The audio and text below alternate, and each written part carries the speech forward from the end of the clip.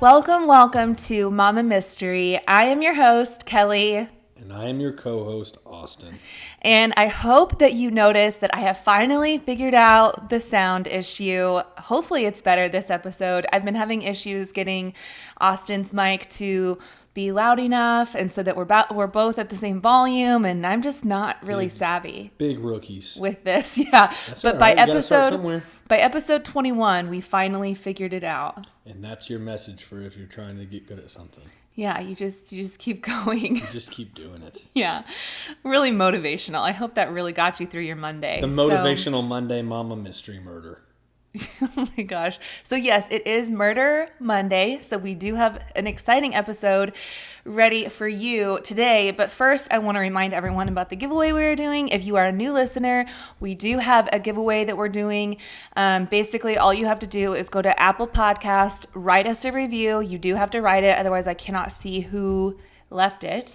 And if you write us a review on Apple Podcast, you'll be entered in to win $50. Cha-ching. We'll pick the winner December 23rd. Cha-ching. All right, so today I know is Murder Monday, but I think there are going to be some differing opinions as to whether or not this story actually is a murder case or not. So I want to hear your thoughts when we're done. In the end, I want to know, do you think that this was like an act of God or a cold-blooded murder? There are really strong opinions both ways here. So I'm eager to hear or see or whatever what you think. I hope we disagree. It's funny when we disagree on the episodes. Yeah. Okay. Yeah. We'll see. I honestly don't know what I think. Let's hear it. So, yeah, I guess we'll just get started. So we begin this story in 2017 in Carlisle, Ohio. The Richardson family was a seemingly normal, upper-middle-class, well-put-together family. Carlisle is a really small town and has been described by the father of the Richardson family as like a Mayberry town with that wholesome, small-town family type of feel. It's a safe town where everyone seems to know each other. The two children of the Richardson family were great in school and in sports. Brooke Skylar Richardson, who more commonly goes by the name Skylar, was a cheerleader and an exceptional student at Carlisle High School, while her brother Jackson was a football player, and he was also really good in school as well. From the outside looking in, this is like a picture-perfect family. But on the inside, like many other picture-perfect families, things weren't so perfect. Skylar struggled with an eating disorder. Her parents claimed that her eating disorder controlled a huge majority of her life. Even at 12 years old, Skylar would refuse to buy gum because it had 5 calories. Oh my gosh. Her parents tried to get her help with counselors, therapists, nutritionists, etc., and ultimately she was diagnosed with body dysmorphia disorder. Her image consumed her, and there have been some reports that it was amplified by the pressure put on by her mother. Her parents, Kim and Scott, were both respected members of the community, and it was important to them that they upheld that image and respect. So it's easy to assume that this pressure caused Skylar to feel like she had to be perfect at all times. During the cheerleading season, Skylar was a flyer, which does impose some weight restrictions. And I say that carefully because I was a cheerleader and I was a base. I am 5'10", so I was probably way too tall and probably too heavy to be a flyer. But it's not just a vanity thing. It's like a physics thing. The lightest, smallest girls go on top. But I also realize that it's a slippery slope talking about how a sport can have a weight requirement because obviously it can lead to serious self-esteem issues. So there's probably better wording I could have chosen. But it kind of just is what it is. Exactly. You're not going to be a stick that plays offensive line either. Right. Offensive line dudes are heavy set big dudes that are powerful. Yeah. Wrestling has actual weight requirements. Like you have to be within a certain weight. Yeah, exactly. So it's not anything. Yeah, but I say it carefully because I know like in cheerleading it's not a specified weight requirement, but you do have to be small. It's just common sense, right? Anyway, Skylar took it to the extreme though, purging almost constantly to stay tiny. And I also want to emphasize, I'm talking about being tiny because she's a flyer, okay? I'm not saying big girls can't be cheerleaders, so please don't twist my words. You don't got to preface this. Let's just keep You never know. There's so many softies. You just never know. They just won't listen to the podcast. Probably not. Okay. So in the off season, she would binge and sometimes gain up to 40 pounds, only to lose it all again right before the next cheerleading season arrived. But at the same time, Kim, her mom, would encourage Skylar to work out and do sit-ups so that she would look slimmer. And it's even been reported that Skylar's mom encouraged her to take laxatives to assist her in losing weight. So in the early spring of 2017, when Skylar started to put on some weight, friends and family knew that this was kind of her cycle. It was the off season for cheerleading, and it was kind of her regular routine to start gaining weight again. Plus, she had a boyfriend that she was really happy with, so they assumed that her weight gain was not something to worry about, but rather a sign of positive change, like she's getting healthy. So by April of 2017, Skylar had been dating her boyfriend, Brandon, for a few months, and they had plans to go to prom together. Skylar's parents noticed this relationship getting kind of serious, so they set up an appointment for Skylar to see her gynecologist to get on some birth control. Prior to this, Skylar only had one other serious boyfriend named Trey. It was like a friend's cousin. But they broke up the previous summer, right before he was about to leave for college. On April 26, 2017, Skylar has her appointment with her OBGYN. At this point, Skylar is now 18, so she goes into her appointment by herself while her mom stays out in the lobby. When Skylar gets called back into a room, she tells the doctor she hasn't had a period in months, which isn't uncommon when you have an eating disorder. Many times when you have an eating disorder, you can lose your period for months at a time. But she's there to ask for a birth control prescription. So they ask her to do a routine pregnancy test, and it comes back positive. Her doctor asks her if she knew she was pregnant, and Skylar says she thought she might be, but she wasn't sure. And then the doctor tells her that she is 32 weeks pregnant. That's 8 months. No way. 8 months pregnant. What? Yeah. How do you not know that? I mean, I don't know about it, but like being a girl and being pregnant, but like, don't you know? I mean, usually yes. Usually yes. And I know there's like shows of people who, didn't know they were pregnant until they showed up at the ER with abdominal pains and they push out a baby. Are you serious? That's a real thing. Apparently it's a thing. I mean, I was very obviously pregnant, so I could never have. What the hell? I have no idea. I never heard of this. Yeah. Well, and I guess if you don't regularly have your period, if you're not on a regular cycle, you wouldn't know. But I mean, but aren't there? I don't know. I don't want to get into women's biology here. This isn't a women's biology podcast. This is just a mystery podcast. Right. So, but I mean, she had an idea that she might have been. And the other thing is, you can look at the pictures that we posted on Instagram, and there's pictures of her as a cheerleader before she got pregnant, and then there's pictures of her at the beach in a bikini, and she doesn't really look. She's what, 4 months pregnant? Then? No, she was 7.5 months pregnant. No way. Yes. It's weird. She doesn't carry it in her stomach. And Not that's really. Where you normally carry babies, normally. Austin. Yeah. I don't understand how you don't see it in the picture. Well, and then, so. That's wild. Yeah, and then in the third picture that we have on the Instagram page, mama.mystery, is of her in her red prom dress. She was full term. And she just doesn't even look like... And it's like the slightest protuberance, but like it's nothing to be like she's... Yeah, protuberance. I can't freaking say that word. What is it with me? Every time I get on a podcast, I like short circuit and I can't pronounce things.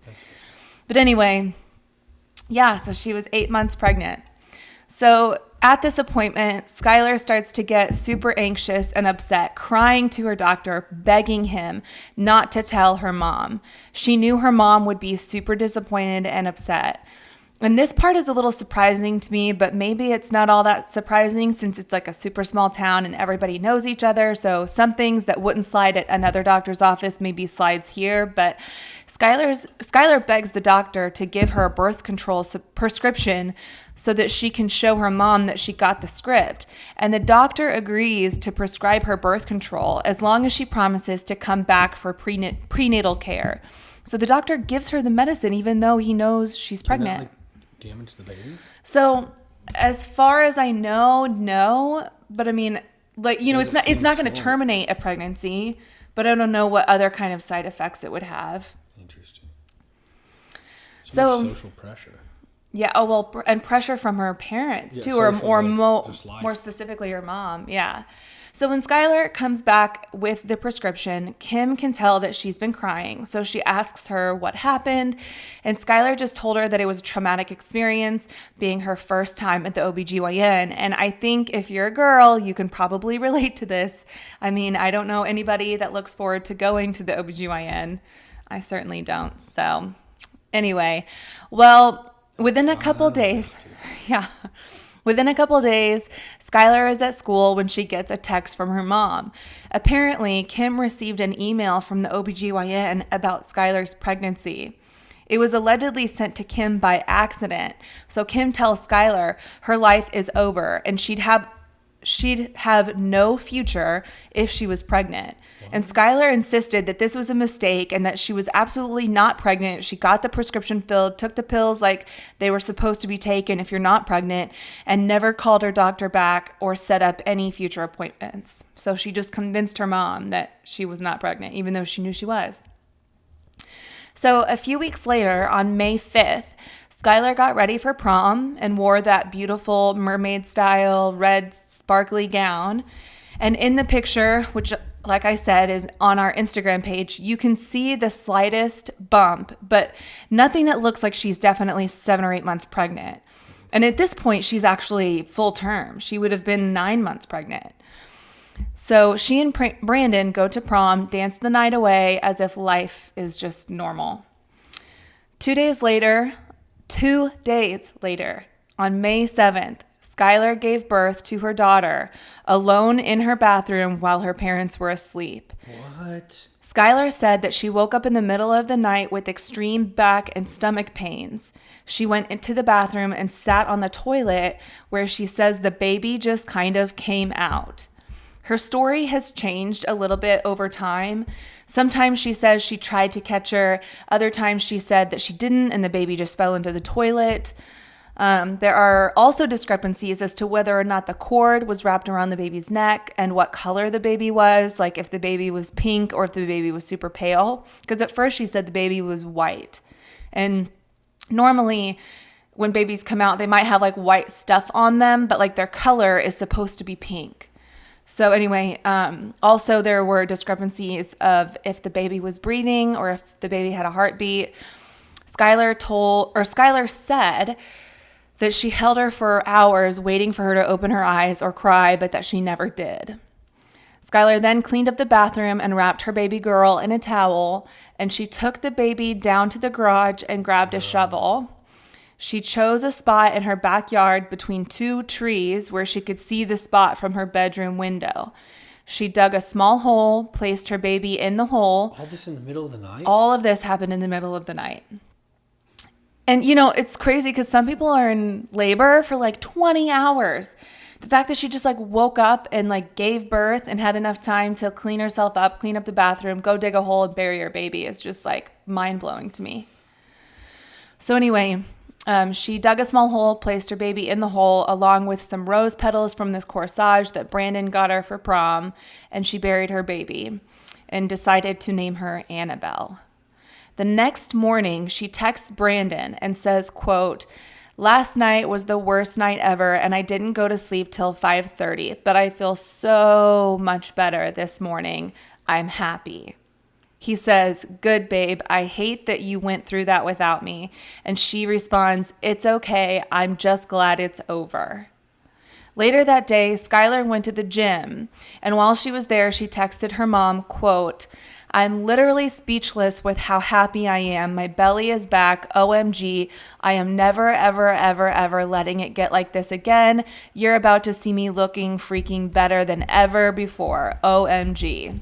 And her mom says, "That is what I'm talking about. Way to be great attitude. It paid off. I am so, so proud. You will look amazing at school tomorrow." And her mom apparently had no idea that she had just given birth.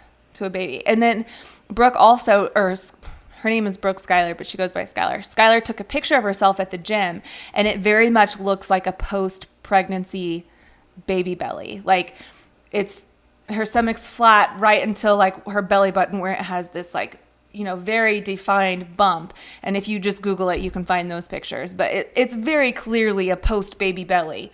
And I have so many freaking weird thoughts running through my head. Keep going. I know. So this is weird as hell. Yeah. And sad. It is sad. Like, sad about what happened, but sad about like how much social pressure and like social media, everybody in her life, her mom, everybody has been put on her, and to think this is right. Yeah. And I'm thinking, like, is she like messed up mentally because of all the pressure, and like that doesn't make it okay though, but benefit of the doubt, I don't know. Keep going. Yeah, so we'll get into more of that in just a minute. But 2 months go by, and it's time for Skylar to get a refill on that birth control that she'd been taking. So she sets up an appointment with her OBGYN on July 12th. The one she hasn't seen since she was... Same office, but she sets it up with a different doctor this time. At her appointment, it's in her chart that she was pregnant the last time she was there. That, as if there's not notes in the system. Right. Yikes. Just delete those last notes from last visit. Yeah, I don't know. The doctor asks her how her baby is doing, seeing as she's clearly no longer pregnant. Skylar confesses to the doctor that she gave birth to a stillborn baby and buried her in the backyard. She told the doctor? She told the doctor. See, she's not a normal... She's screwed in the head and young and an idiot and... So the doctor, of course, calls the police to tell them what happened. On July 14th... She freaking told the doctor. Yes, as if like... I mean, I don't know if her mentality was like that this is normal. They're gonna feel bad, I mean, it's normal. Did she not think about the consequences of admitting that? Like... It's a dead person. It's a human life. A human. It's not your cat that just passed away. It's a baby. And it's buried in the dirt. Like... My mind, I can't wrap my head around it. I'm trying to have compassion for two separate people right now, and it's really, really hard because I have compassion for the baby, no doubt. Yeah, and I also feel like I have compassion for Skylar, but at the same time, I'm just like, I want to shake her. Yeah. So anyway, on July 14th, police arrive at the Richardson home to bring Skylar in for questioning. Her dad, Scott, asks what's going on, and the police tell him that she's not in any trouble. They just need to ask her about something that she may be involved in. So he lets her go without him, and he just meets them there. While she's being questioned, he waits in the lobby. He tells Kim what's going on, but still has no idea why they're there. Kim arrives, and the police finally tell them the real reason Skylar is at the station being questioned, and they are completely taken aback, claiming that they had no idea Skylar was ever even pregnant in the first place. So Kim and Scott are allowed into the interrogation room, and Skylar greets them bawling and apologizing profusely. Her dad says, "You should have just told us," and Kim says, "Kids get pregnant every day. It's not the end of the world." And she seems pissed. And all Skylar can say is, I'm sorry, I'm so sorry. And when you look at this video, you have to just see it for yourself. It wouldn't do any justice if I just played the audio of it. But Kim, you can tell, has this like, I want to speak to the manager haircut, and like has this kind of like stern attitude. And I am not saying by any means that she doesn't have a right to be upset, but you can just see in this moment when Skylar is so just like crushed and sad and apologetic. I mean, she looks like a child who has gotten in huge trouble. Like, it's almost like, you're looking at an 18-year-old, but I feel like I'm looking at more of like a 6-year-old who's just in way over her head and is so sorry that she's disappointed her parents.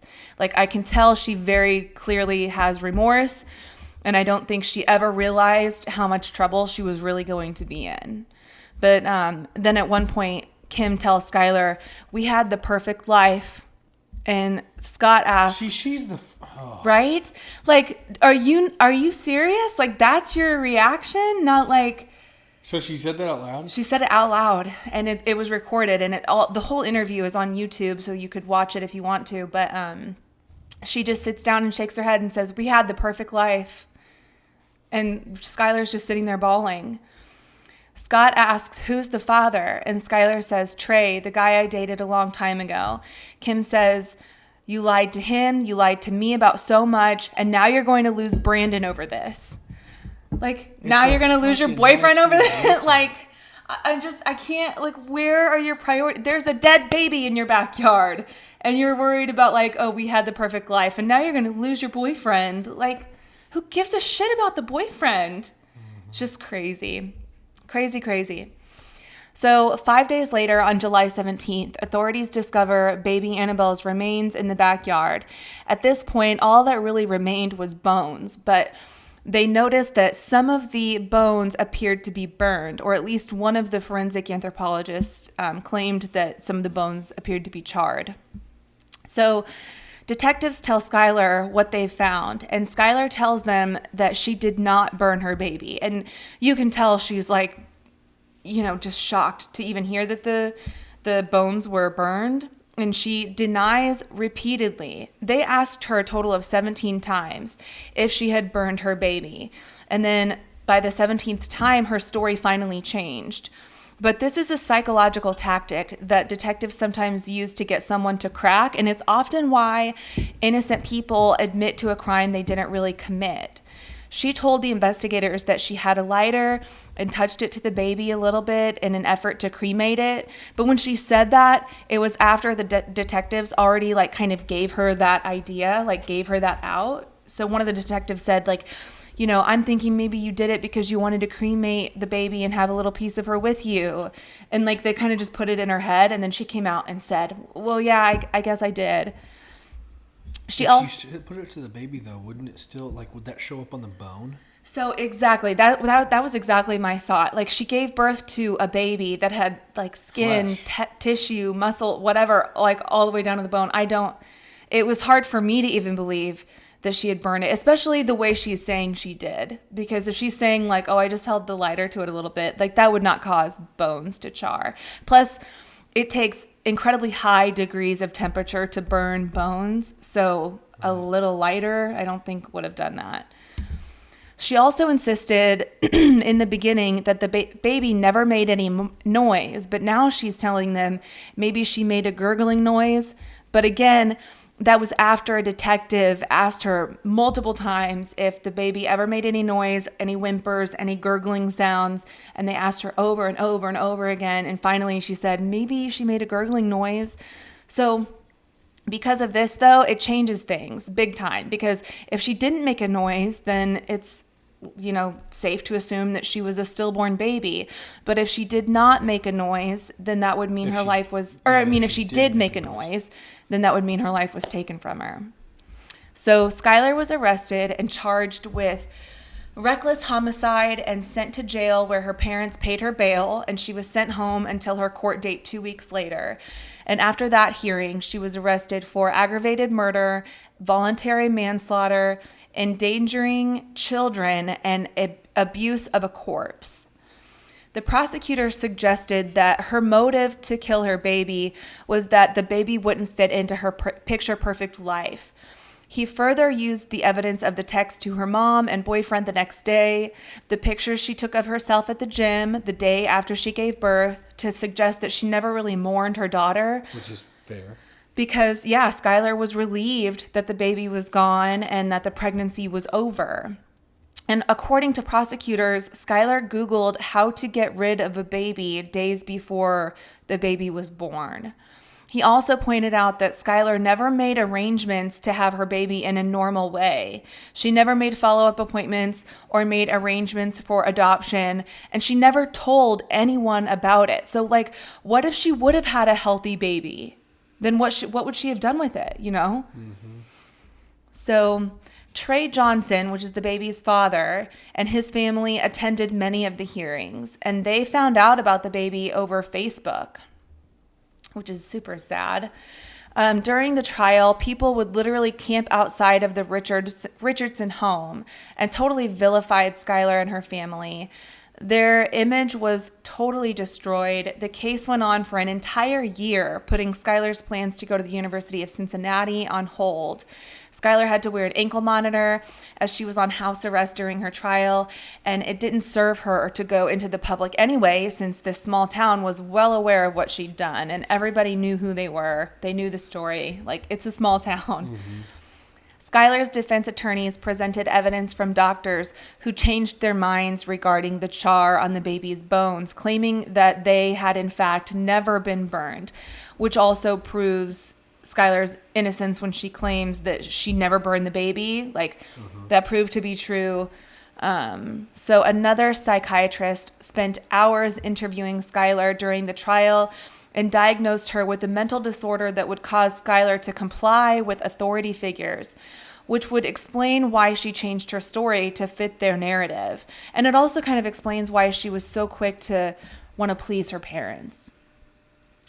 Another OBGYN also testified that he believed the baby was likely stillborn, since most newborns have color to them, and Skylar told the police in the very beginning that the baby was white. Like, quote, white, just pale. Mm-hmm. So a 12-person jury deliberated for only 4 hours before deciding on their verdict. On September 12th of 2019, Skylar was found not guilty of aggravated murder, voluntary manslaughter, or child endangerment. However, she was found guilty of gross abuse of a corpse. The judge sentenced her to 3 years of probation, and last month, her judge released her early after she only served 14 months of probation. Richardson now has been attending college. She maintains a 3.8 to 4.0 GPA, and she's working at the Rutgers and Rutgers Law Office in Lebanon. And her attorneys say it is Skylar's goal to become an attorney. That is wild. Yeah, so that is the story. And from what I've seen when I was reading different articles about this, it seems like a lot of people are kind of, undecided on if they feel like, it feels like the verdict amongst the public is undecided. Some people think she murdered her baby. Some people don't. Yeah. And people who knew her describe her as a very sweet girl, very compassionate. So, I mean, I don't know, just from everything that I've read and the videos I've watched and the interviews I've seen with her, I don't know. I have a hard time believing that she would murder her baby. Like, I don't think that happened. I think that this was a girl who was way in over her head, very immature, great at school, but didn't have much common sense. Yep. And I feel like that's pretty common. People who are great in academics are not so great with common sense. Yeah. But what do you think? Stereotypical. I mean, she's like this little cute cheerleader girl that's very book smart and kind of dumb. Right. I mean, I'm just being real. And I don't know. I don't think she murdered it, like she got it and killed it. No. Like, I think it was a stillborn. But I think she was extremely immature. Mm-hmm.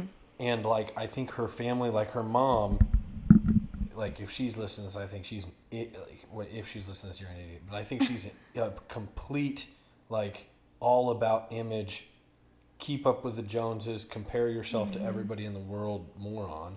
I really hope that this changed that, because that ingrained these horrible principles into this girl. And so this girl's in way over her head, immature, and lies to appease her parents, really, her mom. Yeah. So I think it was a stillborn. I still think it needs to carry a punishment, and I get that she had probation. I think she got off really, really easily. Mm-hmm. I think, and I don't know, maybe I don't know, people. Okay, just so you know, I don't know about law and how it works and everything to the degree that Kelly does. If I get in trouble ever, I'm gonna get a lawyer, a good one.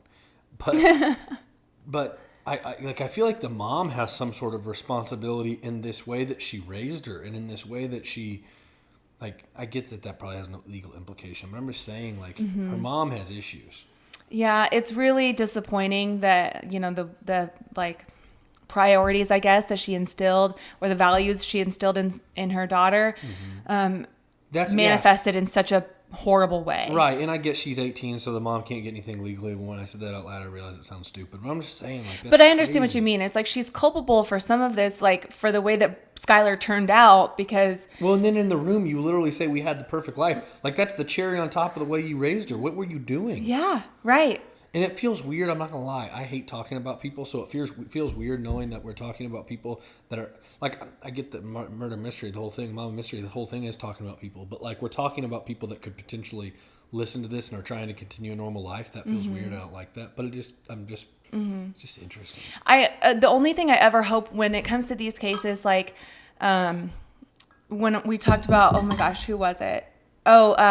The teachers, the bad teachers, Deborah LaFave, like people who make mistakes and it doesn't necessarily result in like murder, but they still make a mistake that hurts other people because of the way they chose to live their lives or, just irresponsible decisions. I just hope they learn from it, And yeah, we're talking about it and it's a chance for other people to learn from it as well too, I guess. But man, I just really, really hope this mom and this girl learn from this. Is all like a of this. lesson of how to, like, raising kids, not to... And just the harm that you can inflict when you impose these impossible standards. Right. Yeah, that's ultimately what she did. Yeah. Made a standard that was, like, impossible to obtain, appease. Wild. Yep.